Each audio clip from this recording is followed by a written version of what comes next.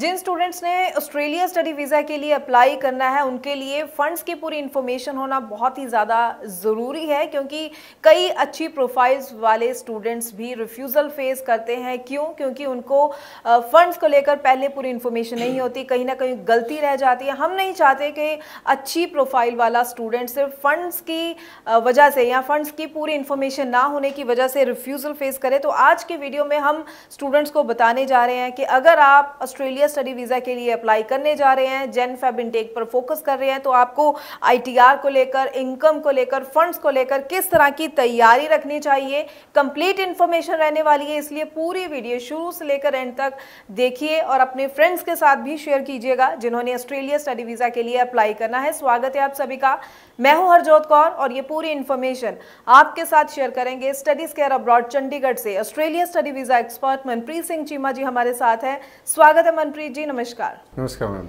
मनप्रीत जी, जैसे कि मैंने शुरुआत में ही बात की है, तो मैं ज़रूर चाहूँगी कि आप स्टूडेंट्स को A to Z पूरी इन्फॉर्मेशन दीजिए ताकि कहीं भी कोई गलती स्टूडेंट ना करे।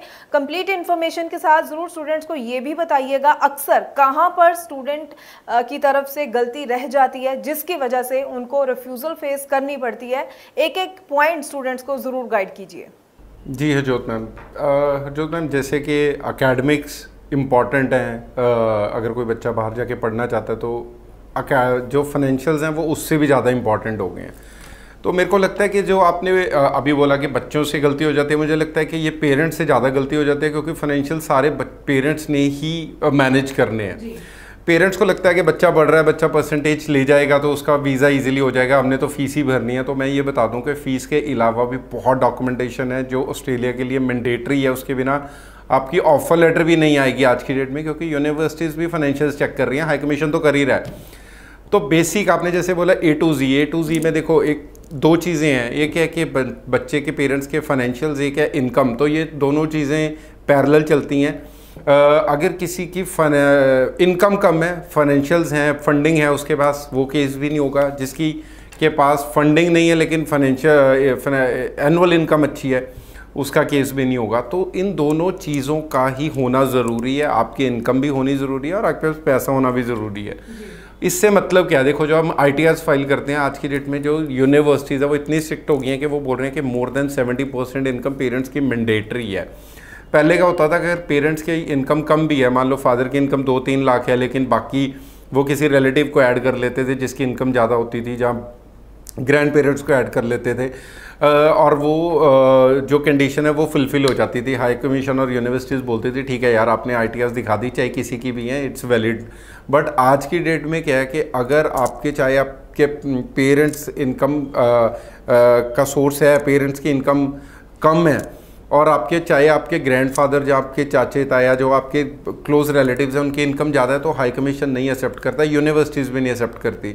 तो जो भी पेरेंट्स बिजनेस में हैं, जो जॉब में हैं, वो अपनी प्रॉपर ITRs फाइल करो। यूनिवर्सिटीज़ की जो मिनिमम बेसिक पेरेंट्स की इनकम की रिक्वायरमेंट है वो इन टर्म्स ऑफ परसेंटेज है कि 70 to 80% होनी चाहिए। इन टर्म्स ऑफ अगर हम पैसे की बात करें तो 10 lakh above, 12-13 depend upon the university. कोई यूनिवर्सिटी पेरेंट्स की इनकम 10 लाख ले रही है मैंडेटरी, कोई ले 12 लाख, कोई 14 लाख भी मैंडेटरी ले रही है। चाहे आपके रिलेटिव्स के पास जितना मर्जी पैसा हो, उनको पेरेंट्स की ही इनकम चाहिए। तो पहले तो आप अपनी ITRs को फाइल कीजिए प्रॉपर वे में, जो इनकम है उसको शो कीजिए और अच्छी ITRs फाइल करिए। अपनी फादर मदर दोनों की ITRs आप फाइल करो अगर दोनों वर्किंग है तो। सेकेंडली उसके बाद क्या है कि बिज़नेस में है जो लोग, बिज़नेस में जो लोग हैं वो भी अपनी ITRs को नहीं फाइल करते हैं। उनके अगर वो ITR फाइल अच्छी कर रहे हैं तो उनके पास GST न, बिज़नेस में जो लोग हैं उनके लिए तो डॉक्यूमेंटेशन, बहुत ज़्यादा डॉक्यूमेंटेशन बढ़ गई है। बिज़नेस अगर पुराना भी वो बोल रहे हैं तो उनको रजिस्ट्रेशन सर्टिफिकेट भी पुराना चाहिए, MSME है तो वो पुराना रजिस्टर्ड चाहिए, GST नंबर चाहिए, करंट अकाउंट स्टेटमेंट चाहिए, एटलीस्ट 2-3 उनको प्रूफ चाहिए कि ये बिज़नेस पुराना बिज़नेस है। ऐसे नहीं है कि आपने ITRs फाइल करी, आज आपको पता लगा यार ऑस्ट्रेलिया के लिए तो बिज़नेस रजिस्टर होना चाहिए, और आप आज रजिस्टर करके कल को फाइल लगाएंगे, यूनिवर्सिटी नहीं एक्सेप्ट करेगी।